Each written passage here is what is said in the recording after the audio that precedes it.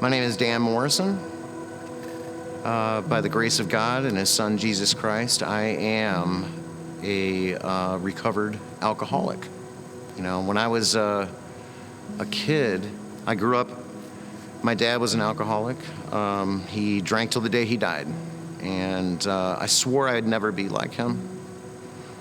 I always wondered why he drank so much, and you know, he would show up at events drunk. Any kind of sporting event, my dad would be there and he'd be drunk, and I'd always wonder why can't he just not drink? The thing was something I grew up with, but it was normal in my family to have alcohol everywhere. It's a typical South St. Louis family. Hardworking, but when it was time to not work, it was time to drink and relax and have fun and party. And I remember thinking, wow, I didn't really think anything of it because it's just the way we grew up. There was beer everywhere. One night, a friend of mine swiped a whiskey bottle, it was Seagram 7, and we were all camping. And we all took tags on the bottle. And it was like as soon as that whiskey went down into my belly, that was like the first time I think that I realized, wow, this is amazing. And all the thoughts of me never wanting to be like my dad, never wanting to drink, all those thoughts just flew out the window because I was like, this is my best friend. And from that point on, I would drink as much as I could drink whenever I could drink. So if there was anything there, I would drink, and I would drink as much as I could whenever I could. And it was more and more. I got a job in Colorado, and that's where I met my beautiful wife, Heather. And, we were drinking buddies, at first, but quickly realized that, I drank more. I would drink, and I just would not stop. And that's the thing that I realized, it's like once I take a drink, I can't stop. I just want to keep going and going and going.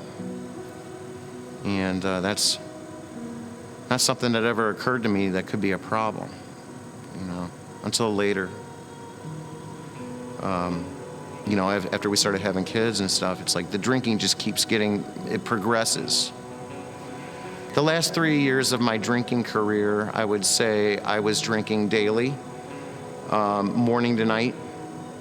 I would wake up in the morning shaking, sweating, trying not to throw up. I would go to the gas station every morning at 6 o'clock because you can't buy alcohol before 6 a.m. So I would be there to get my half pint or my pint of vodka, which I graduated to, and I would take a swig, and it was like that feeling would calm me down. I'd stop shaking, and I'd think, okay, now I can get on with my day. Now there's warning flags popping up all over the place for me that I was just turning away from, not looking at. But I do remember towards the end, sitting in my car looking at the bottle going, why am I doing this to myself? Why am I doing this to myself? I could vaguely remember a time in my life where I didn't need to do this in order just to have a day. So one night or day, I can't really recall, it's a little foggy, my wife, in a nutshell, said, if you come home drunk, I'm out of here. That's it. And I was like, okay. And in my mind, I'm like, yeah. I've heard this all before. Okay, whatever. Well, I'm a drinker, so that's what I had to do in order to function because of the shaking and sweating. And, you're a miserable wreck when you don't have what you need. So I went and got the vodka, and somewhere along the line, I came home, and the next thing I remember is waking up, and I remember my wife telling me, I don't care if you get sober or not, I'm leaving. And took the kids and drove away. At this point, something inside of me made me realize that I had become the thing that I swore to myself I'd never become. And I was faced with the exact same decision that my own father had.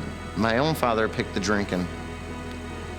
And as I was watching my wife drive away, I thought to myself, wow, this is for real. She's not coming back. What have I done? And I fell down on my knees.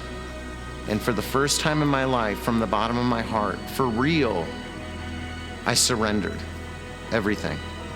And I looked up and I said, God, you know, I can't do this by myself. Everything I touch gets messed up. I need you to help me in this. And from that point on, I didn't have this uncontrollable urge to take a drink. And it's been over 8 years now, and I haven't had a situation bad enough in my life for me to want to take a drink over. And I did not do this on my own. So when people tell me, man, you have such willpower, such strength, you know, not a lot of people make that decision. Well, I'm the first to tell them I didn't do anything. I didn't do anything. So without him, I can't do anything.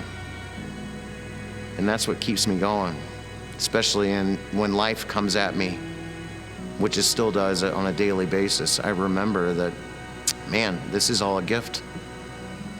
And so if I can share my story to let people know that they're not alone, that we're all in this together, no matter what background you come from, no matter what deep, dark sins you have that you want to keep secret, and by telling your story, you can reach people that you never thought you would ever be able to. And I think that's what Christ wants us to do. He wants us to show the power of God through him and only him.